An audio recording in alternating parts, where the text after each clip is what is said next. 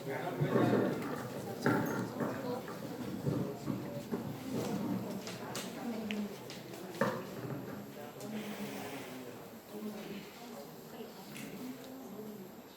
क्रमांक 69 कोड क्रमांक आपण तयार आहात?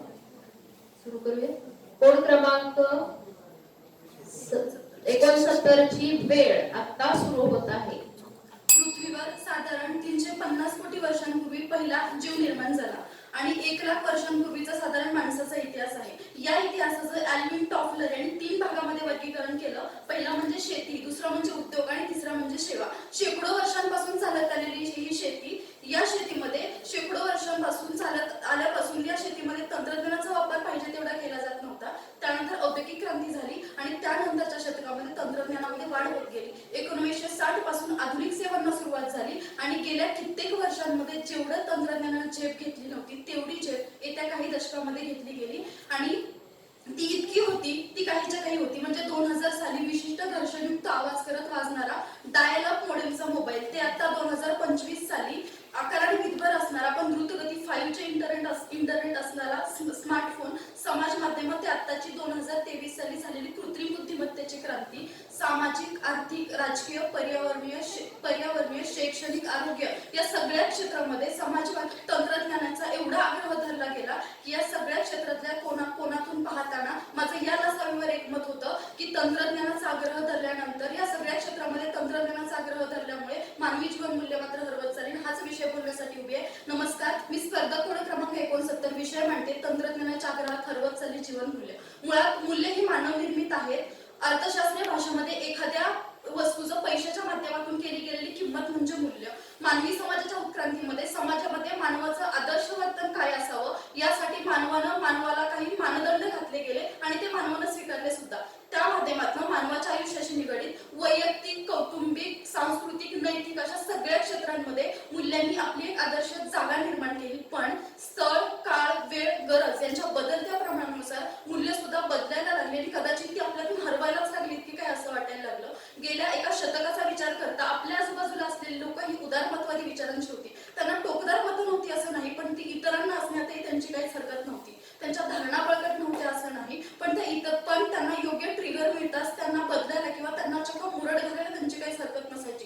साधारणपणे जिओ और चिनेदो असा खाक्या होता. पण तंत्रज्ञानाची क्रांती झाल्यानंतर सगळ्या क्षेत्रामध्ये तंत्रज्ञानाचा एवढा आग्रह धरला गेला की सतत होणारा ध्वनी प्रदूषण, वेळेचा अपव्यय, विचार करण्याची सारासार हरवत चाललेली वृत्ती आणि केवळ आत्मकेंद्रित स्वार्थी प्रवृत्ती ही सर्वात महत्वाची पण आपल्यातून हरवत चाललेली जीवनमूल्य ही आपल्याला लक्षात येत नाही.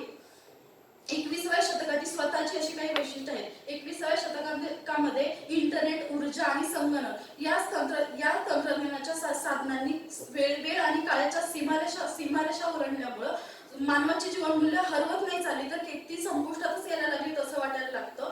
जागतिकीकरणाच्या रेट्यामध्ये मिश्र अर्थव्यवस्था निर्माण झाली. जागतिक व्यापारामध्ये ई कॉमर्स आणि ऑनलाईन व्यापार व्हायला लागला. ऑटोमेशनमुळे उत्पादकता वाढायला लागली आणि आता अलीकडच्या काळामध्ये रोबोट आणि कृत्रिम बुद्धिमत्ता यांचा वापर उत्पादन वाढवण्यासाठी केला जाऊ लागला. परिणामी नागरिकीकरणाला वाव मिळाला.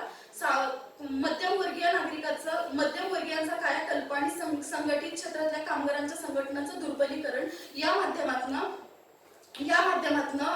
विषमता कमी होत नाही तर ती वाढतच चालली. कारण तंत्रज्ञानाचा वापर करून निर्माण केली गेलेली साधने ही फक्त श्रीमंत वर्गाच्या उपभोगासाठी होती आणि त्यांच्याबरोबर स्पर्धा करताना गरीब वर्गाची मात्र गळचेपी व्हायला लागली. मग या ठिकाणी मूल्यापेक्षा किंमत, भावनेपेक्षा भौतिक, शिक्षणापेक्षा शहाणपण, व्यवहारापेक्षा कृती महत्वाची वाटायला लागली. समाजकारणाची जागा राजकारणाने घेतली. सत्ताधीश आणि सेलिब्रिटी हे समाजाचे आयडॉल बनले. परिणामी व्यक्तीच्या जीवन मूल्यांना महत्व न उरता व्यावहारिक समाजाची निर्मिती झाली. पूर्वीची लहान मुलं ही आजी आजोबांच्या भावविश्वात मग्न असायची. त्यामुळे त्यांना चांगला विचार, अभिव्यक्ती आणि आविष्कार यांसाठी खुलं व्यासपीठ लवकर प्राप्त व्हायचं. त्यामुळे आदर, कुटुंब वात्सल्य, वडीलधाऱ्यांप्रती असलेलं प्रेम या भावना त्यांच्यात लहानपणापासूनच रुजायला लागायच्या. पण अलीकडच्या काळामध्ये तंत्रज्ञानाने इतका आग्रह धरला गेला की लहान मुलांचं बालपण हे मोबाईल, संगणक, टीव्ही यांसारख्या दृकश्रव्य माध्यमांनी काबीज केलं. परिणामी ती उपजतच जागतिक व्हायला लागली. परिणामी कुटुंब व्यवस्था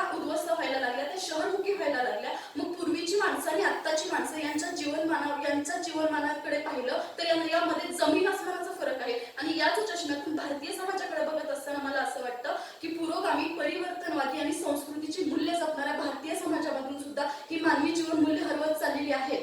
कुठल्याही देशाला जर प्रगत करायचं असेल तर त्या देशाची शिक्षण व्यवस्था प्रगत करायला लागते आणि हा वारसा भारताने सुद्धा स्वीकारला. भारतानं आधुनिक शिक्षण व्यवस्था स्वीकारली. सुरुवातीला खडू फळा पाटी पेन्सिल आणि खरा तो एकच धर्म या कवितेच्या माध्यमातून माणसाला माणुसकी शिकवली जायची. पण आज कृत्रिम बुद्धिमत्तेमुळे मुलांना शिकवायला रोबोटचा वापर केला जातो. मग माणसाने माणसाची माणसासम वागावे ही कवी समीर सावंत यांच्या कवितेतला माणूस समीर सावंत यांच्या कवितेतला माणूस मुलं कशी काय शिकणार आहेत जर मुलांना घडवण्यासाठी हाडा माणसाचा जिवंत माणूसच शिकवायला जर नसेल. अर्थव्यवस्था समाजकारण पर्यावरण शिक्षण आरोग्य या सगळ्या क्षेत्रामध्ये तंत्रज्ञानाने इतका ताबा मिळवला गेला की भौतिकदृष्ट्या संपन्न होत असणाऱ्या या जगानं केवळ भौतिक ऐश्वर्य म्हणजेच जीवन असा समज करून घेतला. पण मूल्य जपत सुद्धा तंत्रज्ञानाचा आग्रह करताना आपल्याला आधुनिक होता येतं. कारण स्वातंत्र्य समता बंधुता लोकशाही धर्मनिरपेक्षता विवेकवाद ही जर आपली घटनामान्य मूल्य असतील तर आपल्याला ती जपत तंत्रज्ञानाचा आग्रह धरायला हरकतच काय आहे. तंत्रज्ञानाचा आग्रह धरताना माणूस भौतिकदृष्ट्या संपन्न झाला पण तो चारित्र्य संपन्न झाला का? त्याला आपल्या कर्तव्याची जाण आहे का?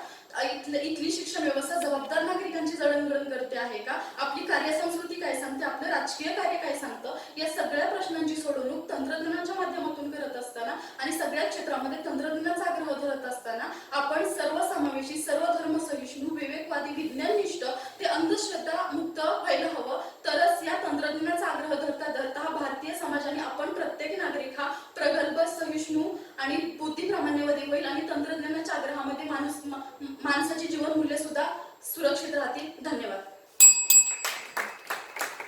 कोड क्रमांक 69 साठी लागलेला